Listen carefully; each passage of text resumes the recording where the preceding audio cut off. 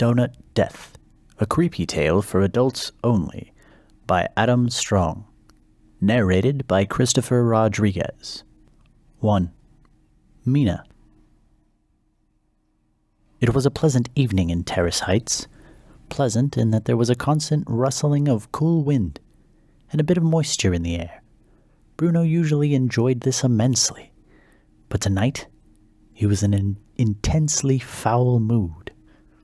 Typically, driving through the flowering, tree-laden streets of this tiny eastern Washington town was relaxing and peaceful. It was so unlike his Italian hometown, with its crowded cluster of buildings erected upon the mountainside. Bruno was stewing at the moment over his girlfriend, Mina. He rolled his car window down to let the cool night air wash over him. The air felt dense, almost as if there was a rain on the way. Bruno loved the rain. The rain made the land so green and lush. This area, with its many flowering trees, wide streets, and open grassy areas, was so different from Bruno's hometown. But he loved both equally. Normally, he felt as if he and the earth around him were being cleansed by the sporadic showers. However, even the fresh, clean smell of the evening could not clear away any bit of his gloom. Mina's words, shouted at him as he left her house, churned his stomach and heart as soon as he heard them. She was angry because he would not stay the night. Her words still echoed in his head even as he was just minutes away from his home. This caused him to feel anxious. Usually, Mina made him feel anxious in all the good ways. The tight feeling in the back of his throat, the floating, light-headed feeling in his stomach when he was covering her lips with soft kisses. Normally, it feels wonderful to be in love. But not right now. Mina was a good woman, but she was focused on two things: to get Bruno to marry her and to raise a large family with him. Not that Bruno was opposed to having a family or to marriage, but he wanted it to be on his schedule. Mina had been trying to seduce him lately, and she was quite good at it too. Mina, who had a bit of a temper herself, and Bruno, who had a classic Italian temper, had gotten into it after Mina tried to climb onto Bruno's lap and unbutton his pants. Bruno, who wanted badly to tell her yes, had to tell her no. Not because he wanted to, but because of his values. He would not sleep with her until he was financially secure enough to marry her, but instead of explaining that once again, he pushed her off of him and after a few minutes lurched to his feet and ran out the door. Yes, he ran. He overheard her conversation on the phone one day with her sister. She was not aware that he walked into the shop. It was across town. He heard Mina telling her sister that she was going to do all that she could this year to get pregnant by Bruno, so that he would have no choice but to marry her as soon as possible. Ever since that conversation, Bruno has had his hands full with her. Mina would plan a romantic evening at her home each week after their dinner out. Without fail, she would then proceed every which way she could to get into his pants. Each and every time, however, Bruno would have to push her off of him and head home flustered. He loved her dearly, but was not yet ready to give up his bakery for a family. At the ripe age of 38, Mina felt that her biological clock was deafeningly ticking. She felt that she had waited long enough. Mina was the head cake decorator for a bridal shop in the nearby city of Yakima. In fact, she had won many awards for her designs. Bruno knew there was a lot of jealousy in town about Mina, even before he made his first visit to the shop. The other female bakers around town who came to buy Bruno's cannoli all thought she was faking her cakes. They gossiped about her while sitting in his bakery drinking coffee. They said she must be hiding away an assistant in the back that did all the work for her. They said that there is no such thing as an amazing baker and cake decorator who can have such a slender build. It seemed they were also jealous of her supposed striking good looks. Bruno could not help but want to know more about this Mina, to find out for himself just how tasty her pastries and cakes were, and of course how hot she might be. He now knew that Mina never fussed about her hair or makeup. In fact, Bruno knew that he was in love the minute she came out from the back to speak to him, with a smudge of flour across her nose and cheek like Indian war paint.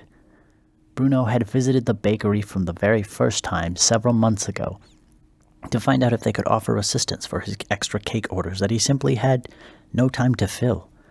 Shortly after ringing the bell at the counter, a tall brunette with bright green eyes and a smile that could melt fondant walked gingerly to the front area. Bruno was so captivated by her that he almost choked on the croissant bite he was sampling. Mina thought he looked cute, albeit a little chubby, with his dark shoulder-length curly hair and intensely dark eyes. She was indeed tall and slim, he thought to himself. She was about 2 inches taller than him, too. Awkward. Bruno was very drawn to her lean physique. After he gave her a shy smile, he pointed at her face as if to say, "You have something on your face." But she immediately shrugged and said, "I'm a baker. Flour happens." Her easy acceptance of having flour on her face endeared him to her forever. A few days after accepting Bruno's first cake order, he asked Mina to dine with him at an Italian restaurant in the downtown area. He specifically requested they choose a non-chain Italian place to enjoy good wine and warm conversation. He disliked eating at large and noisy eateries, especially at dinner time.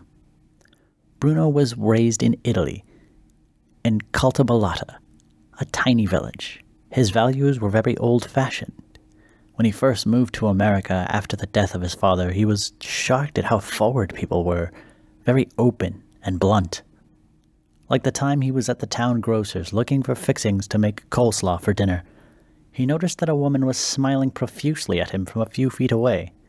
She looked to be in her mid-50s. He was only 35. Was she really smiling at him as if she wanted him to put his cabbage head down and start a conversation with her? He turned away from her, afraid she might think he was interested. By the time he grabbed all he needed and raced to the checkout counter, it was too late. She was already in the only open lane, setting aside space for his items onto the conveyor belt. "Hi there," she said. This time it seemed she was batting her eyelashes at him. My God, he thought. Do women still do this for attention? Hello, ma'am. How are you? He was now frightened to even look at her, lest she think he wanted to plant a kiss on her. "I haven't seen you here before. Are you new in town?" she asked as the cashier began to ring her items up. "Yes, ma'am. I am indeed new here. My name is Bruno." "Oh, you idiot. Why did you give her your name?" "Oh, hello, Bruno. I am Jessica. I run the local Roomba classes. Listen, you may come by for a free class to see how you like it," she said, as she handed him a black business card with bright pink lettering on it. Sure. Okay, thanks." He quickly grabbed the card, shoved it in his jean pocket, and smiled. The nerve of that woman. Did she think he was fat and should work out? Or that he was cute? Or both? Maybe she was interested in him and figured Roomba time was the best way she could get him alone. Maybe she wanted to corner him after class. "Calm down, Bruno," he muttered as he left the store. "She was just being friendly to a new face in town. That's all." Bruno firmly believed that creating and raising a family should only come after marriage, and long ago he had decided that he would not marry until he could fully provide for his family. He also felt that perhaps he was not father material. His main goal currently was to ensure that his bakery was the most successful one in the area. Bruno put his heart and soul into his work every day. It was the only Italian bakery within 100 miles. This is partly why he chose this part of the country to move to. With his father dead after a long and painful bout with prostate cancer, and the cold-blooded murder of his mother outside her own bakery hanging over his head in their tiny village, Bruno knew he had to take the plunge and move away. Far, far away. Although Mina was content enough with Bruno's values in the beginning, as their relationship progressed, she was no longer content to merely hold hands. She wanted more, much more. She was determined to successfully and fully seduce him. Often their dates ended up with lots of kissing and touching and rubbing and groping, mostly from Mina, until Bruno, always reluctantly, said, "No." It's not that he didn't want her. He most certainly did. He was just worried that if he did give in to her advances, he might slip up and end up becoming a father way too soon for his liking. Mina was getting craftier with her advances, and sometimes it caused things to go awry. Like the time she packed an evening picnic for them to enjoy while in a canoe in the middle of one of the many secluded ponds in the area. It was just the two of them, under the moonlight and a blanket of stars. She had kissed him one too many times and was aggressively rubbing her hands all over his chest and back. Slightly drunk from drinking 2/3 of their bottle of wine, she proceeded to get on her knees and unbutton his pants. "Mina, what the... There's a time and a place for this at home," Bruno exclaimed, fully excited but also scared to death.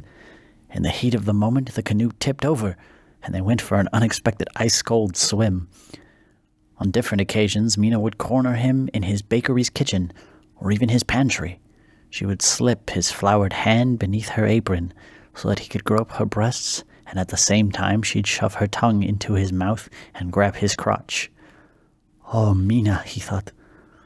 "What would my customers think, what with me making their delectable treats with these same hands?" He would have to push her away, though.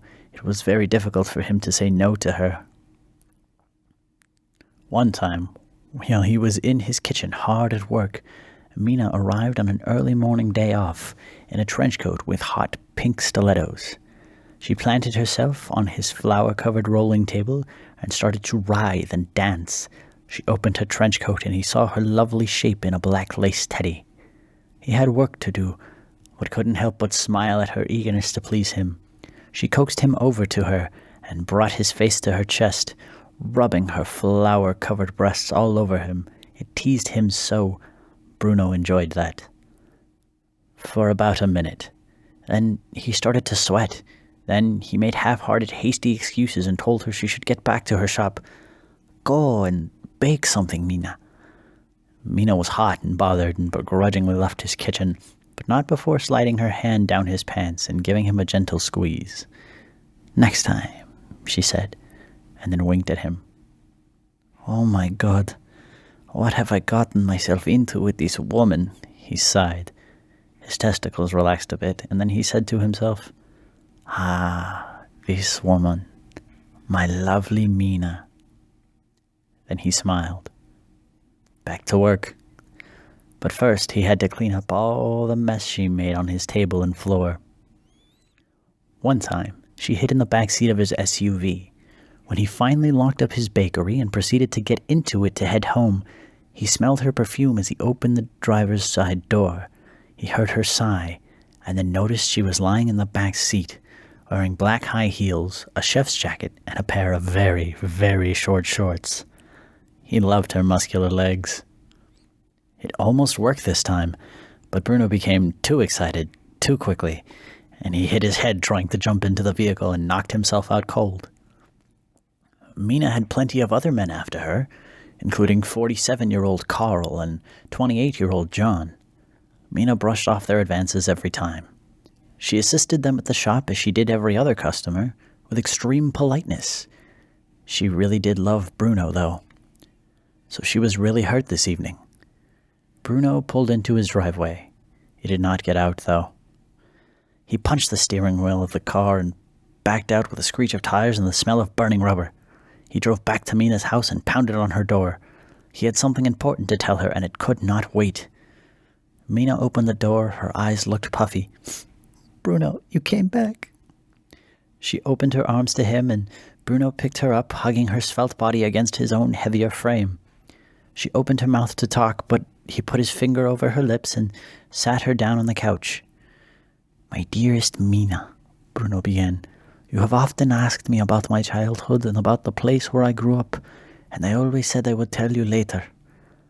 I think I need to tell you now, so that you understand why, although I want you, I need to make sure the time is right, Dear Mina, my love. Bruno told her everything.